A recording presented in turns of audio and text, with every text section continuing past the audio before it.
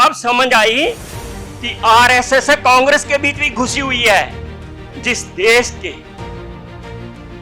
सर्वे सर्वा एजुकेशन के सर्वे सर्वा प्रोफेसर हैं, चाहे वो डॉक्टर को पढ़ाते हैं, चाहे इंजीनियर को पढ़ाते हैं, चाहे पीजी क्लासेस को पढ़ाते हैं, उसकी हेड कोई नर्तकी हो, नाचने वाली हो, शिक्षा मंत्री हो, उस देश का बेड़ा गर्क होगा कि नहीं होगा।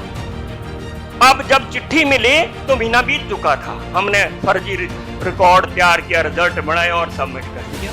तब एहसास हुआ मुझे ये तो सारा फ्रॉड चल रहा है। अब रही बात साथियों मेरिट की, आप बताएंगे कि मेरिट कैसे बनती है? कोई एनीबॉडी हाथ खड़ा करके बोले कि मुझे मेरिट जो बनती है वो किस आधार पर बनती है?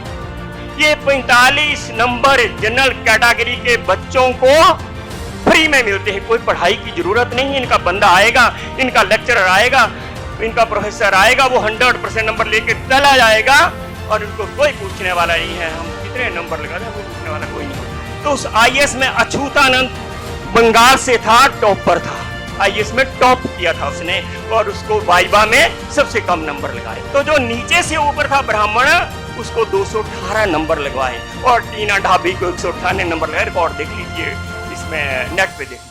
और आप अंधेरे में अपने बच्चों को अच्छी एजुकेशन देने के लिए अपने स्कूल खोलिए, अपने प्रोफेसर रखिए, अपने टीचर रखिए, अपनी यूनिवर्सिटी बनाइए, तब तुम्हारे बच्चों का कल्याण होगा, नहीं तो खत्म। फिर इनके बच्चे 80, 90, 85, 99% नंबर कैसे ले जाते हैं?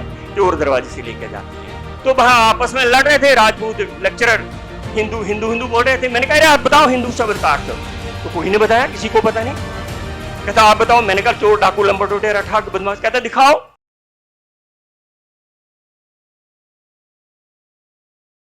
मान्यवर कमलकांत काले राष्ट्रीय अध्यक्ष वामसेव की अध्यक्षता में बैठे हुए मेरे साथियों, जय मूल निवासी। मैं जय मूल निवासी इसलिए कह रहा हूं क्योंकि इसमें सभी जातियां खत्म हो गई हैं। मुझे ये तब एहसास हुआ जब हमारे एडवोकेट नरेश जी ने कहा कि जय मूल निवासी में सभी जातियां खत्म हैं। इसलिए आपसे भी अनुरोध है कि अपनी जातियों को भुला करके केवल मूल निवासी शब्द प्रयोग करें। साथियों, आज का विषय शिक्षा के ऊपर केंद्रित है और पहला ही उसमें जो मान्य काले ने एक पॉइंट रखा हुआ है, नई शिक्षा नीति। मुझे समझ नहीं आती नई शिक्षा कितनी होंगी। मैं रिटायर्ड प्रिंसिपल हूं साथियों। 1990-80 के दशक में पहली, दूसरी, तीसरी कक्षा की परीक्षा खत्म कर दी। हमने सोचा नई शिक्षा लागू होगी, खुश भी हुई कि बच्चों के दिमाग से वर्डन खत्म कर दिया गया। हम भी अनाड़ी थे, उम्र भी 20-21-22 साल थी। हम नहीं समझे कि यह शिक्षा नीति क्या है। बाद में अब समझ आई कि आरएसएस कांग्रेस के बीच भी घुसी हुई है। बस कांग्रेस ने हमारे बच्चों को खत्म करने के लिए 1980 तक हमारी एजुकेशन नीचे से 0 कर दी। जो बच्चा पहली में पास होने लायक नहीं था, दूसरी में नहीं था, तीसरी में, चौथी में हो गया, 5वीं में नहीं चला, 5वीं में उसका बेड़ा गर्क हो गया, वो नहीं चला आगे, एजुकेशन खत्म हो गई। उसके बाद फिर संघी आ गए, इन्होंने तो पूरी तरह ही 8वीं तक की शिक्षा खत्म कर दी। और अब मोदी जी जैसा प्रधानमंत्री, जिसको चाहे बेचने का अनुभव है और पढ़ने का कोई अनुभव नहीं है, सबसे पहले वो एमए कर रहा है, उसके बाद वो बीएस-80 में कर रहा है, उस देश की नई शिक्षा नीति क्या होगी आप अनुमान लगा लीजिए।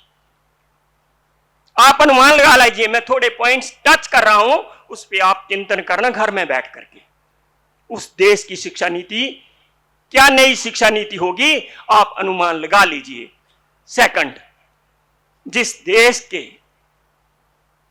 सर्वे सर्वा एजुकेशन के सर्वे सर्वा प्रोफेसर हैं, चाहे वो डॉक्टर को पढ़ाते हैं, चाहे इंजीनियर को पढ़ाते हैं, चाहे पीजी क्लासेस को पढ़ाते हैं, उसकी हेड कोई नर्तकी हो, नाचने वाली हो, शिक्षा मंत्री हो, उस देश का बेड़ा गर्क होगा कि नहीं होगा? बेड़ा गर्क हो गया, आपके सामने है। हमारा बेड़ा गर्क हो चुका है, हमारे बच्चों की एजुकेशन खत्म कर दी गई है, कोई शिक्षा नीति नहीं है। ये हमें बेवकूफ बनाने के लिए।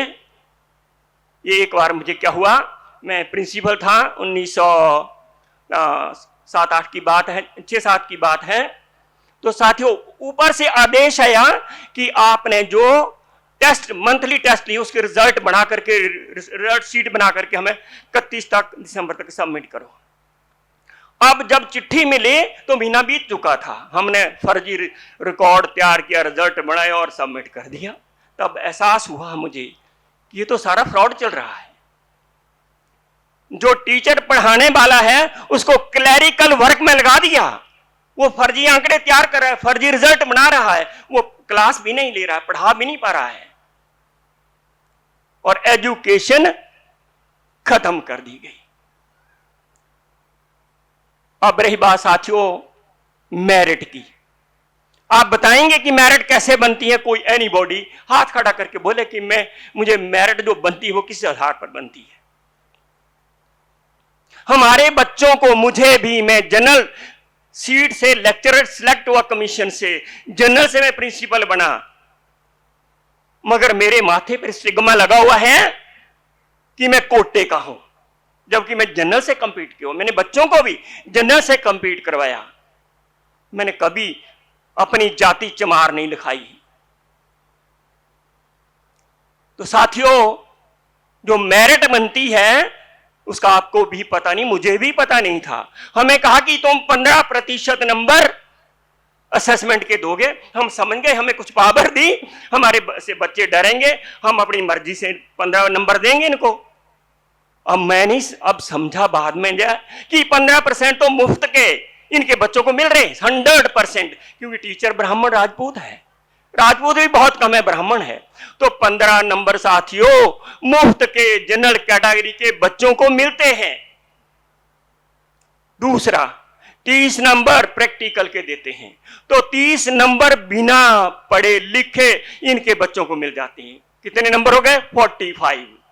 ये 45 नंबर जनरल कैटेगरी के बच्चों को फ्री में मिलते हैं, कोई पढ़ाई की जरूरत नहीं है। इनका बंदा आएगा, इनका लेक्चरर आएगा, इनका प्रोफेसर आएगा, वो 100% नंबर लेके चला जाएगा और इनको कोई पूछने वाला नहीं है हम कितने नंबर लगा दें, हमें पूछने वाला कोई नहीं होता है। इस ढंग से 45 नंबर ले गए, बाकी बच गए 55 नंबर। उस 55 नंबर में से इनका आदमी जो 20 नंबर ले रहा है वो सीधा 65 पर पहुंच गया, और जो हमारा बच्चा 40 ले रहा है रिटर्न में वो 60वें पहुंच रहा है। ये एक बहुत बड़ा षड्यंत्र चलता रहा। मैंने एक बार पढ़ा कि जब पहला आईएएस का बैच निकला तो उस आईएएस में अछूतानंद बंगाल से था, टॉपर था, आईएएस में टॉप किया था उसने, और उसको वाइवा में सबसे कम नंबर लगाए। अभी अभी ये टीना ढाबी के जो बैच था उसमें मेरे गांव का, मेरे क्लास फेलो का लड़का भी आईएएस सिलेक्ट हुआ। वो नीचे से उसका नंबर सेकंड था, नीचे से ऊपर को, और टीना ढाबी टॉपर थी।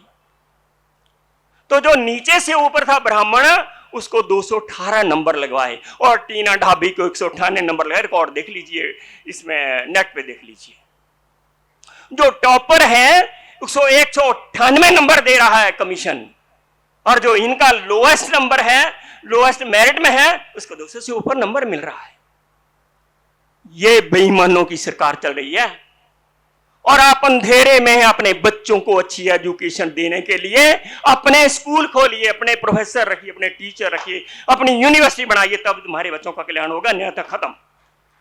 बेड़ा गर्क हो चुका है आपके बच्चों का, बर्बाद हो चुके हैं। मैंने नकल नहीं होने दी।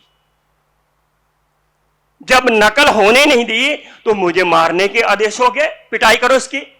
तो साथियों जब मुझे पता लगा कि पिटाई होगी तो मैंने अंदर नकल होने दी, खूब नकल हुई, बाहर से मैंने पर्ची नहीं जाने दी, और 150 में से 5 बच्चे पास हुए। 150 में से 5 बच्चे पास हुए, अंदर नकल खूब हुई। और हुआ क्या, मुझे बर्फ में लगा दिया गया। और बर्फ में लगाने का मतलब मारना, आधा शरीर ठंडा हो गया वहां। तो वहां चला गया, वहां वीरभद्र मुख्यमंत्री जो उसका स्कूल था, वहां ले गया, कोई प्रिंसिपल नहीं जाता था बर्फ में। तो वहां भी वैसे वो अंदर नकल खूब होने दी मैंने, दो बच्चे पास हुए। फिर भ्रष्ट लोग, आप जैसे लोग फिर चले गए मंत्री के पास, मुख्यमंत्री के पास, बदलो इसको। कहता कहां बदलू, आप चाइना को आगे, चाइना ही है, इसके आगे कहां भेजूं। मगर मैं अड़ा रहा, मैंने कहा सड़ो, बदल दो मुझे, वहां भी जाके ऐसा ही करूंगा। मगर इतना गुर्दों में दम हमारे किसी कर्मचारी के अंदर नहीं है कि वो फेस करें, अपने अधिकारों का प्रयोग करें। प्रयोग करो अपने अधिकारों का, जहां तुम हो बदली करेंगे, कोई बात नहीं, मगर डट के विरोध करो जो गलत नीतियां हैं। इसलिए साथियों, ये मेरिट के बारे में आपको सचेत कर रहा हूं, अपने बच्चों के लिए मैं कोशिश कर रहा हूं कि अपने स्कूल खोले जाएं।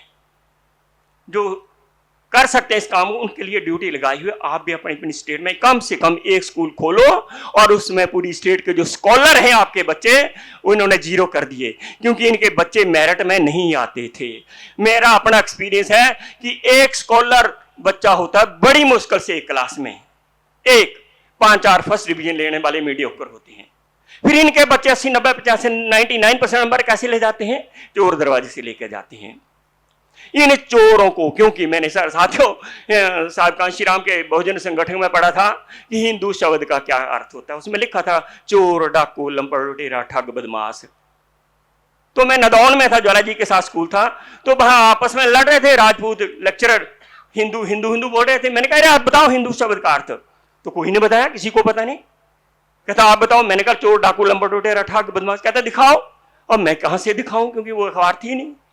मैं फटाफट लाइब्रेरी में गया, लाइब्रेरियन को बोला 1 मिनट कि भैया वो लाइब्रेरी दो। तो मैंने वहां पढ़ा, तो उसमें लिखा हुआ था, 100 साल पुरानी डिक्शनरी थी, उसमें लिखा हुआ था। मैं बस अभिमान से है, देखो भैया, और सारे हिल गए। जब ये सरकार चोर, डाकू, लंपड़, लुटेरे, ठग, बदमाशों की है, तो ये चोरी करेंगे, भाग गए, करोड़ों रुपए लेकर के विदेशों में भाग गए ये लोग। जब ये ठग हैं, तो ठगी करके वोट ईवीएम से चोर रहे हैं, चोरी कर रहे हैं, और तुम साथ बने हुए हैं। अगर ये चोरी करे तो तुम भी ऐसा इंस्ट्रूमेंट डेवलप करो कि तुम भी हाईजैक करो उस मशीन को, और उसमें भी अपना वोट डालो। अब सभी रो रहे थे, किलकित किलकित, फलाना बानो, फलाना बानो। क्यों? जब कांशीराम ने आपको बोला कि वोट डालो, हमने अपनी मशीन तैयार कर ली, अपनी पार्टी तैयार कर ली, हम आपको टिकट दे रहे। आपने टिकट वोट नहीं डाला। मैंने 19 में लड़ा, वो लोकसभा के इलेक्शन, बोला मुझे यहां से लड़ा, अपने ही लोगों ने वोट नहीं डाला। अगर मुझे अपना वोट पड़ जाता 10-20 हजार, तो दूसरी बार मैं दोबारा तैयारी करता, जीतता। जब आप लोग, सारी बीमारियों का इलाज राजसत्ता है, राजसत्ता, इसके लिए काम करो। इसके बिना आपका कल्याण होने वाला नहीं है, ये सोच लीजिए। अब समय की थोड़ा चलो कमी है, मैं ज्यादा टाइम देना ही चाहता था, मगर ये निजीकरण इसलिए किया जा रहा है कि चोर दरवाजे से इनके बच्चे डॉक्टर, इंजीनियर, प्रोफेसर, पीएचडी बन जाएं, और उस चोर दरवाजे से नालायकों को नौकरी दे रहे हैं। नंबर 2, व्यापारीकरण। हमें जो हमारे जैसे पढ़े लिखे एम्प्लॉइज के पास पैसा था, वो डॉक्टर, इंजीनियर प्राइवेट बनाने के लिए हमारे से निकाल दिया, हमें गरीब बना दिया। ये व्यापारीकरण नहीं है, ये हमें गरीब करने का एक साधन है, समझो इस चीज को।